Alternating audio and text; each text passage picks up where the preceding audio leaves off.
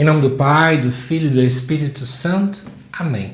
Amados irmãos e irmãs, é com muita alegria que nós estamos aqui para juntos estudar e meditar o Evangelho, que a Igreja nos apresenta para este, que é o terceiro domingo da Quaresma do ano A. E é o seguinte, gente, esse Evangelho é muito longo, né? Nós estamos no Evangelho de João, capítulo 4, do versículo 5 até o 42. Então, se me permitem, eu não vou lê-lo por completo, senão vai dar aí uns 5 minutos só de leitura. Mas o meu foco vai ser de explicar, mas eu tentarei, como já é costume, trabalhar aqui vários blocos textuais para trazer profundidade para vocês.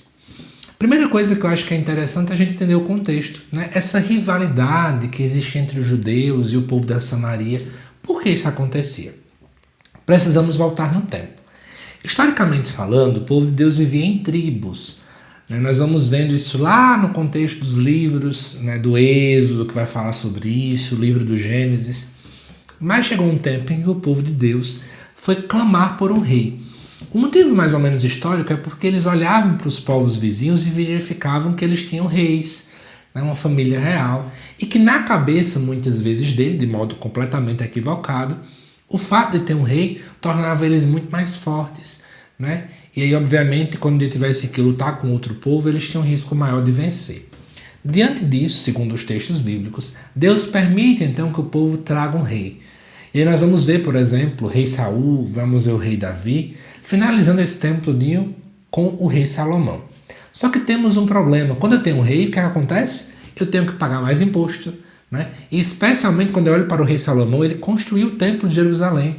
E qualquer construção requer muito gasto, e isso vinha do bolso do povo. Então, de certo modo, começou a surgir aí uma inquietação em algum grupo de pessoas que não queriam pagar tanto imposto, né? Quando o rei Salomão morre, essa galera que não queria continuar gastando tanto, vai para um lado, que é uma grande parcela, a maior parcela da população, que vai ser depois chamada de Reino do Norte, ou Reino de Israel. Em contrapartida, um grupo bem menor ainda quer continuar com toda aquela realidade. Esse grupo vai compor o chamado Reino do Sul, ou Reino de Judá. E atenção, o Reino de Judá tinha como capital Jerusalém, continua com o Templo de Jerusalém. Do outro lado, eu tenho o chamado Reino do Norte, que tinha como capital a cidade da Samaria. E quando esse povo se divide, né, um famoso cisma entre os reinos, o Reino do Norte vai ter como rei Jeroboão I, que foi o primeiro rei do Reino do Norte. O que foi que ele fez? Se nós não temos Jerusalém aqui, então vamos construir santuários para, de certo modo, competir com Jerusalém. Ele chegou mesmo até proibir que as pessoas fossem até Jerusalém para realizar peregrinações por ocasião da Páscoa, por exemplo. Para piorar a situação, no ano 722 a.C., o Império Assírio invade a região do Reino do Norte. E nessa invasão, ele leva uma parcela da população exilada para a região da Assíria e, em compensação, traz uma parcela da população de lá para que meio que repovoar aquela terra. Então tem uma mistura, um povo agora plural e muito sincretismo, né? Porque o povo assírio traz sua cultura e sua religiosidade para aquele tempo. Isso já foi bastante para que o povo judeu, que estava residindo no Reino do Sul, começasse a ter uma aversão ao povo do Reino do Norte. Por quê? Qual é a compreensão que eles tinham?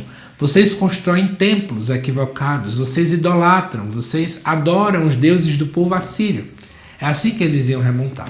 Inclusive, né, anotei aqui, mas só para trazer um comentário extra para vocês, é interessante pontuar que quando o Templo de Jerusalém é destruído, e lá na época de Neemias e Esdras, o povo começa a reconstruir o templo, automaticamente o povo do Reino do Sul não quer ajuda do povo do Reino do Norte, não. Eles não têm essa boa ligação. Então, espero que agora tenha contextualizado, como vocês podem ver, eu gosto muito dessa história aí, né, do povo de Israel, contextualizado o porquê dessa situação em que eles tinham. Por outro lado, também eu acho que vale a pena analisar que dentro do Evangelho de João, nós temos duas mulheres que aparecem no texto que não tem nome. Por um lado, aparece uma mulher lá nas bodas de Caná, por outro lado, aparece uma outra mulher que agora é samaritana. Embora geralmente a primeira mulher associemos a Maria, mas eu quero chamar a atenção de que ambas não têm nome no Evangelho. Alguns estudiosos vão então apontar que é porque essas duas mulheres acabam por simbolizar a igreja, enquanto a primeira tem uma fé muito mais madura a ponto de dizer: fazei tudo o que ele vos disser. Agora tem uma segunda que está começando a descobrir a fé. Depois dessa introdução toda, vamos agora voltar para o texto. Diz o texto, então, que Jesus chega à cidade da Samaria e encontra-se diante do poço, se senta, cansado da viagem. O cansaço de Jesus aponta para a sua humanidade. E o fato dele estar junto ao poço, é importante lembrar que o poço era lugar de encontro, renovação das forças e de vinda fecunda. E Jesus se encontra ali ao meio-dia, cansado. De repente chega uma mulher da Samaria, que naturalmente nem era normal um homem conversar com a mulher sozinha, quanto mais essa mulher fosse samaritana, e Jesus chega para aquela mulher e vai dizer: dai-me de beber. Quero já apontar a primeira coisa. Quem é que estava com sede? Era Jesus ou a samaritana? No fundo, não era Cristo, era a samaritana. Mas também, analisando mais a fundo, Deus também tem essa mesma sede de cada um de nós. A sede que eu e você tenhamos sede dele. A sede de que eu busque. A sede de que eu ame. A sede de que eu seja seu discípulo. A sede de que eu mude de vida. Então, digamos assim, que eu tenho um encontro de duas sedes. A sede de Jesus em amar ainda mais aquela mulher e a sede daquela mulher em encontrar o verdadeiro Cristo. Não é? O encontro de duas sedes. E aí, a mulher então começa a conversar, né? Como é que tu, sendo judeus, pedes de beber a mim? Ela reconhece a sua fragilidade. Ela reconhece a distância que tem entre eles. Mas aí, nesse momento, Jesus começa a elevar o nível da conversa. A dizer, se tu conhecesse o dom de Deus e quem sou eu, digamos assim, tu mesmo pedirias a água. E aí começa um diálogo muito engraçado, né? Parece bem cômico. Jesus fala com uma teologia profunda e a samaritana: mas Senhor, não tens balde, o poço é fundo. Ela não entende a profundidade do que Jesus está dizendo, né? Ela até começa a dizer: és maior do que o nosso pai Jacó, né? Tens tanta grandiosidade quando a gente compara a ele. Como é que é tudo isso, né? E aí Jesus vai dizer o seguinte: todo aquele que bebe desta água terá sede de novo, mas quem beber da que eu darei nunca mais terá sede. E nessa hora, aquela mulher, né, obviamente, já excluída da sociedade por ser mulher, já obviamente longe do templo de Jerusalém por ser samaritana, então ela passa, né, por um isolamento social, um isolamento religioso. Ela encontra aquele que rompe os isolamentos, que rompe as barreiras e que diz para ela que ela pode saciar a sede para sempre. Ela não tem outra resposta a não dizer: Senhor, dai-me dessa água, para que eu nunca mais tenha sede. A mesma resposta que eu e você precisamos ter. Estamos diante daquele que pode saciar a nossa sede, que pode saciar o nosso cansaço, que pode, amados irmãos e irmãs, trazer sentido à nossa vida. Eis a grande tarefa do nosso Senhor Jesus Cristo. E aí, começa agora a outra parte do diálogo, que muita gente interpreta de modo equivocado, que é Jesus dizendo: vai, chama teu marido e volta aqui. Segundo os estudiosos, gente, esses maridos da samaritana seriam os deuses que o povo assírio cultuava. Inclusive, ao dizer, e o que tens agora não é o teu, é apontando, né, para esses santuários equivocados que o povo da Samaria construiu. Inclusive, eles tinham um monte chamado Monte Garizim, que eles quase fizeram uma cópia do Templo de Jerusalém para poder então adorar o Senhor lá. É como se Jesus dissesse: você ainda não encontrou o Deus verdadeiro. É uma cópia, é um Deus fake, como nós dizemos hoje em dia. E aí, amados irmãos e irmãs, a mulher então começa a enxergar: vejo que então és um profeta. Ela verifica que Jesus tem algo de diferente, né?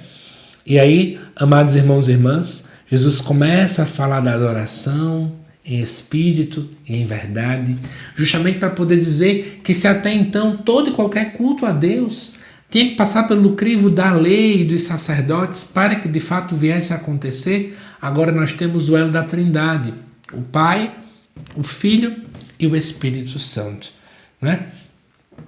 A mulher também declara, né, sobre a história do Messias. Jesus mostra que ele é o próprio Messias e de repente chegam os discípulos, que aí começa no versículo 27. Vamos lá aprofundar essa parte. Os discípulos chegam e não veem além. Eles ficam, na verdade, espantados. Jesus conversando com a mulher, né? Mas ninguém pergunta nada, mas ninguém questiona nada. Mas diz o texto no versículo 28 que aquela mulher sem nome deixou o cântaro e foi à cidade. O ato dela deixar o cântaro é dizendo assim: eu estou deixando a minha vida velha. Eu deixo toda a minha história para trás, que agora eu quero anunciar, agora eu quero ir para a missão, né? E ela vai dizer para as pessoas: vinde ver um homem que me disse o que ele fez, o que eu fiz. Será que ele não é o Cristo? E o povo automaticamente ficam com sede e querem conhecer Jesus. Amados irmãos e irmãs, aquele que tem um autêntico encontro não consegue guardar para si. Aquele que tem uma experiência concreta com o ressuscitado, aquele que tem uma experiência concreta com a figura de Jesus Cristo, não consegue guardar para si. Se você tem guardado para você, é porque você não o encontrou de verdade. Quando temos um encontro com amor, a gente tem vontade de que outros conheçam para que sejam amados e amem também. E amados irmãos e irmãs, eu acho que tenho duas perguntas para lançar para vocês, à luz de tudo que eu já expliquei. Né? Claro que podemos meditar sobre a nossa sede, claro que podemos meditar sobre o nosso encontro, mas eu lanço duas perguntas específicas. Onde é, não é nem qual é a tua sede, mas onde é que você busca saciar as suas sedes? Será que procuramos em poços errados? Em poços rasos, que não têm profundidade? E também te pergunto, qual é o cântaro que hoje você precisa deixar? O que é que você precisa nesse momento largar para agora ter uma nova vida com Jesus? Repito o que estou falando em tantos vídeos. É quaresma. É tempo de deixar os cântaros. É tempo de procurar aquele, o único, capaz de saciar toda a nossa sede. E como o próprio Evangelho nos aponta, se nós bebermos a água da vida apresentada por Jesus, nunca mais teremos sede. Que Deus te abençoe, amado irmão, amada irmã. Te aguardo nos próximos vídeos aqui no canal. Até mais.